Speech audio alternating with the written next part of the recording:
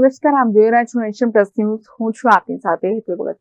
હિંમતનગર તાલુકાના તખતગઢ ગામે 7 દિવસની ભાગવત કથાનું આયોજન કરવામાં આવ્યું છે, જેમાં આજરોજ ધ્વજારોહણ કાર્યક્રમ યોજવામાં આવ્યો હતો. હિંમતનગર તાલુકાના તખતગઢ ગામે 7 દિવસની ભાગવત કથાનું આયોજન કરવામાં આવ્યું છે, જે અંતર્ગત ભાગવત કથા સ્થળ ઉપર યજમાન ખીમજીભાઈ હિરજીભાઈ પોકાર પરિવાર દ્વારા અને સ્વામી પુરુષોત્તમાનંદજી દ્વારા સ્થળ ઉપર ધ્વજારોહણ કાર્યક્રમ યોજવામાં આવ્યો.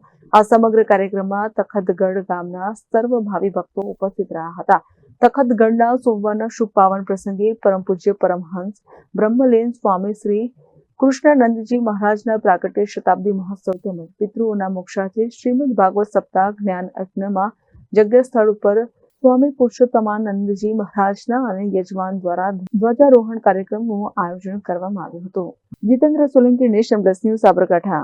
સમાચારોના સતત અપડેટ મેળવવા માટે અમારી નેશન પ્લસ ન્યૂઝની યુટ્યુબ ચેનલને સબસ્ક્રાઇબ કરો, બેલ આઇકન દબાવો અને જોડાયેલા રહો ફેસબુક, ઇન્સ્ટાગ્રામ અને ટ્વિટર પર.